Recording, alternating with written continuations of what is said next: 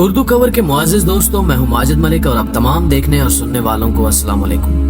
नाज़रीन ग्रामी, इस खूबसूरत दुनिया में कुदरत ने हजरत इंसान को बहुत सी नेमतों से नवाजा है जिनका हम हिसाब भी नहीं लगा सकते। इस मुख्तार कुल ने हमारी इस दुनिया को बहुत खूबसूरत बनाया है। इसमें कई तरह के फूल पौधे और जानदार मौजूद हैं जिनकी परवरिश और खात्मा कुदरत खुद करती है।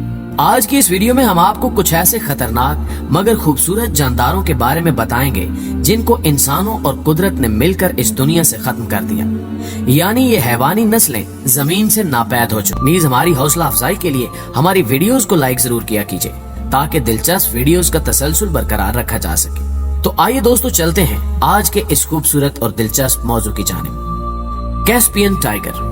प्यारे दोस्तों, अगर देखा जाए तो शेरों की ज्यादातर अकसाम इस दुनिया से खत्म होती दिखाई दे रही हैं, लेकिन कैस्पियन टाइगर नामी ये शेर बाकी शेरों से बहुत ज्यादा अलग और दिलचस्प हुआ करते थे। ये शेर तुर्की, अफगानिस्तान और चाइना जैसे ममालिक के गहरे और घने जंगलों में पाए जाते थे और एक वक्त था कि ये कैस्पियन टाइगर शेरों की सबसे बड़ी शेप हुआ करती थी। चूंकि कैस्पियन टाइगर शिकारी जानवर थे, लेकिन इनके शिकार करने का तरीका और महारत दूसरे तमाम जानवरों से अलग और अनोखी थी। ये शेर ज्यादातर जंगली हिरन का शिकार करके अपना पेट भरते थे। इन शेरों को घने जंगलों और पानी भरे इलाकों में रहना पसंद हुआ करता था, जिसकी एक बड़ी वजह यह थी कि ऐसे इलाकों में रहने से उन्हें शिकार के दौरान छुपने में काफी आसानी हो जाया करती थी। ये शिकारी जानवर घने दरख्तों और झाड़ियों में छुपकर घात लगाए बैठे रहते थे और जब भी कोई शिकार इनके पास से गुजरता तो ये अपने नोकीले दांतों और बड़े बड़े पंजों की मदद से उस पर हमला कर देते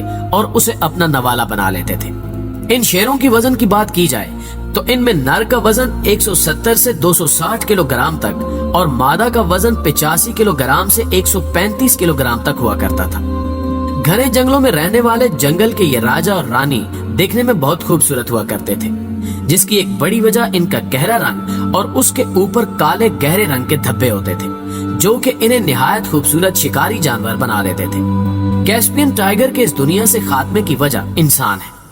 वैसे तो इंसानों के लालच की बदौलत बहुत से जानदार इस दुनिया से खत्म हो चुके हैं। जैसे जैसे इंसानी आबादी बढ़ती गई और सल्तनतें मुल्कों में तकसीम हो गईं, वैसे वैसे इंसानों ने अपनी जरूरियात को पूरा करने के लिए जंगलात को काटना शुरू कर दिया, जिसके नतीजे में इन खूबसूरत जानवरों के साथ साथ और भी बहुत से जानदारों का वजूद इस दुनिया से मुकम्मल तौर पर खत्म हो गया। 2003 में कैस्पियन टाइगर इस दुनिया से मुकम्मल तौर पर खत्म हो गए। ऑक्सफोर्ड यूनिवर्सिटी की एक रिसर्च के बाद उन्होंने बताया कि कैस्पियन टाइगर का डीएनए आज के मौजूदा साइबेरियन शेरों में पाया जाता है। थाईलीसीलो पाउच लाइन। मुअज़्ज़िज़ दोस्तों, पाउच लाइन के नाम से मशहूर ये शेर मार्सुपियल खानदान से ताल्लुक रखता है। यहाँ हम आपको बता दें कि मार्सुपियल लायन बड़े मैमल्स हुआ करते थे जो कि आज से करोड़ों साल पहले डायनासोर्स के जमाने में मौजूद थे।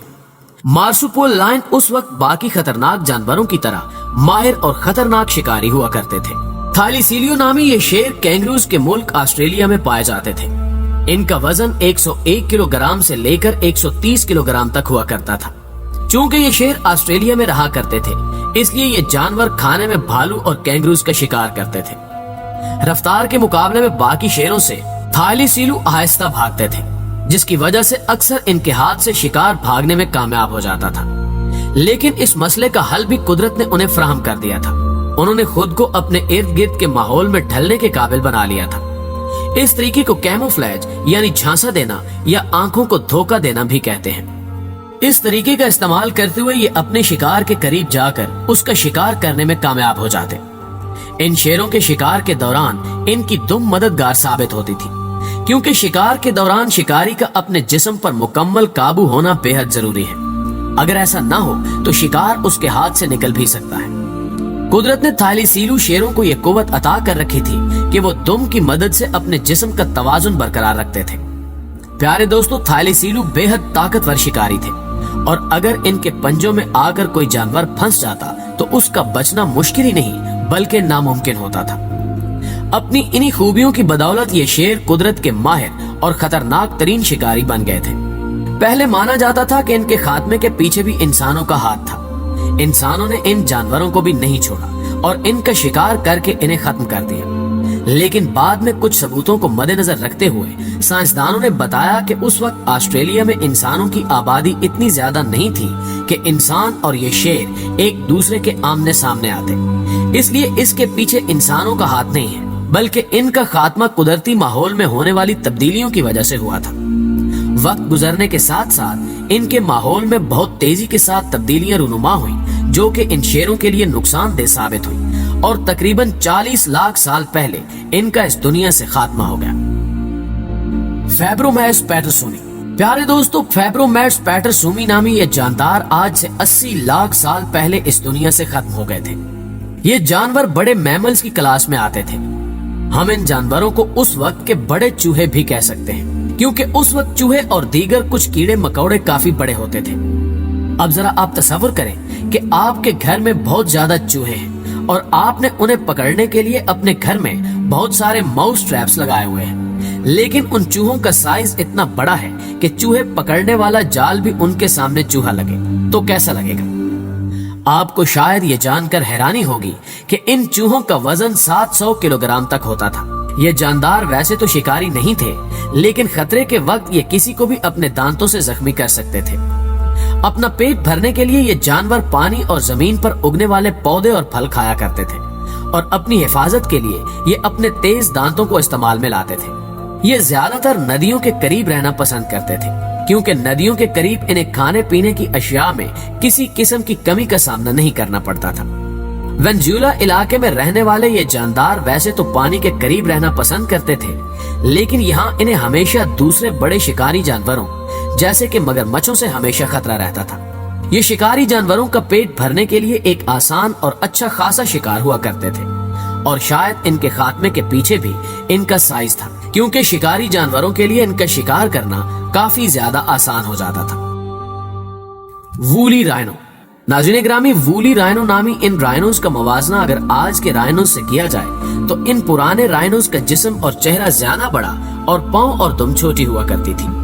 ان رائنوز کا نام وولی اس لیے بھی پڑا کیونکہ آج کے رائنوز کی بجائے ان کے جسم پر بڑے بڑے بال یعنی وول فر کی ایک موٹی تہ ہوا کرتی تھی، جس کی بدولت یہ بہت زیادہ ٹھنڈے ماحول میں بھی خود کو زندہ رکھنے میں کامیاب ہو جایا کرتے تھے۔